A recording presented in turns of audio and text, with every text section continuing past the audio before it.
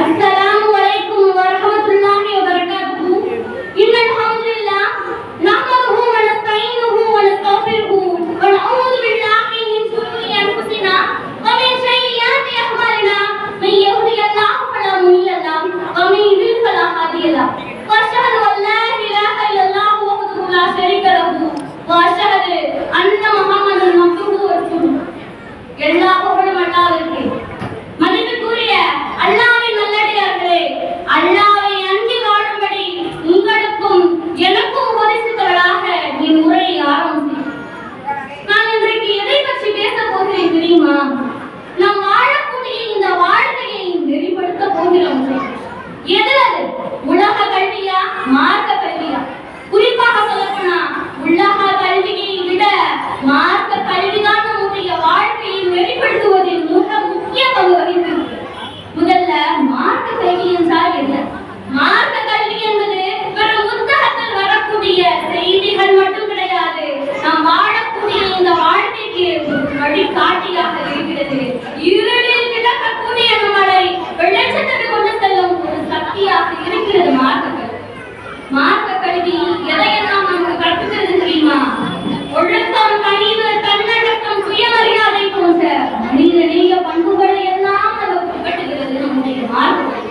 அது மட்டுமல்ல, மார்க்க கல்வி சொல்கிறது உண்மையைத்தான் பேச வேண்டும், நம்மை ஈன்ற பெற்றோர்களை மதிக்க வேண்டும், பிறருக்கு உதவ வேண்டும் என்று சொல்கிறது. அதோடு மட்டுமல்லாமல் அல்லாஹ்வுடைய நெருக்கத்தை பெற வேண்டும் என்று சொன்னாலும் அதற்கு அடிப்படையாக விளங்குவது மார்க்க கல்வி. நம்ம இருக்கக்கூடிய இந்த சமூகம் முன்னேற வேண்டும் என்று சொன்னால் அதற்கு இரண்டு விஷயங்கள் அடிப்படையாக கருதப்படுகிறது. ஒன்று அறிவு, மற்றொன்று ஒழுக்கம். இந்த இரண்டையும் சரிநிகமாக படுத்தக்கூடிய ஒரே கல்வி இஸ்லாமிய மார்க்கம். ஆனா இது நம்ம என்ன பார்க்கிறோம்? எல்லா மனிதனுடைய கையில் என்ன இருக்கிறது? திருக்குர்ஆன் இருக்கிறதா? ஹதீஸ் இருக்கிறதா? என்ன இருக்கிறது? மொபைல் போன் தான் இருக்கு. இங்க இத்தனை பிள்ளைகள் இருக்கிறார்கள். ஒரு பிள்ளையை அழைச்சி ஒரு போனை கொடுத்து கேட்டால் எல்லாம் தெரியும். அது நம்முடைய கையளவு இருக்கக்கூடிய ஒரு மொபைல் போனை பற்றி நமக்கு தெரியுமானால் நபிமொழி தெரியுமா?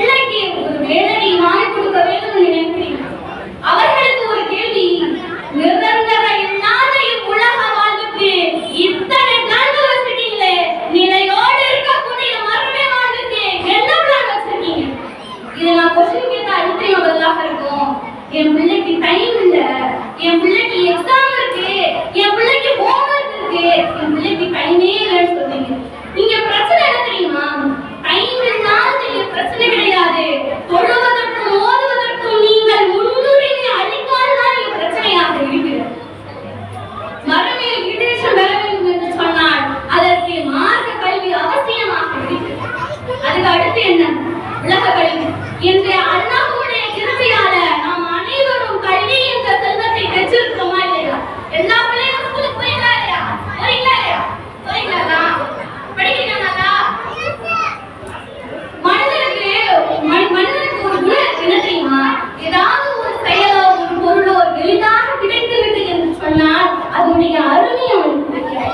அது போலதான் கல்வியை உதாசீனப்படுத்திக்கிறோம். நாம கல்வியுடைய அருமை யாருக்கு தெரியுமா? யாருக்கு தெரியுமா? தன்னுடைய குடும்பத்தின் வறுமையின் காரணமாக தன்னுடைய குடும்பத்தை காப்பாற்ற வேண்டும் என்பதற்காக எண்ணற்ற பிள்ளைகள் தன்னுடைய படிப்பை விட்டுவிட்டு ஜவுளி கடையிலோ செருப்பு கடையிலோ வேலை பார்த்து கொண்டிருக்கிறார்கள். அவர்களுக்கு தெரியும் கல்வியுடைய அருமை என்னவென்று. உங்களுக்கு என்ன சிரமம் கொடுத்துருக்காங்க உங்களுடைய பெற்றோர்கள் படிப்பதற்கு? டேபிள்ல இருந்து சேர்ல இருந்து ஃபேன்ல இருந்து போடு, ஃபேன் பத்தாது, என் பிள்ளைக்கு ஏசிய போடு, என் பிள்ளை இன்னும் நல்லா படிக்கணும்னு சொல்லி எல்லா விதமான வசதிகளும் கொடுக்குறாங்க. ஆனா படிக்கிறோமா? மனசாட்சியை தொட்டு பதில் சொல்லுங்க. படிக்கிறீங்களா? நீங்க எல்லாரும் என்ன பண்றோம்? புக்கை திறந்தா படிக்கிறதுக்கு எனக்கு ஒரு இன்ட்ரெஸ்டே இல்லைன்னு சொல்றேன். ஆனா உங்களுக்கு நான் சொன்னது போல இன்ஸ்டாகிராம ஒரு நாள் முழுக்க பார்க்கறதுக்கு இன்ட்ரெஸ்ட் இருக்கும். 3 மணி நேரம் படத்தை கண்ணிமைக்காமல் பார்ப்பதற்கு உங்களுக்கு இன்ட்ரெஸ்ட் இருக்கும்.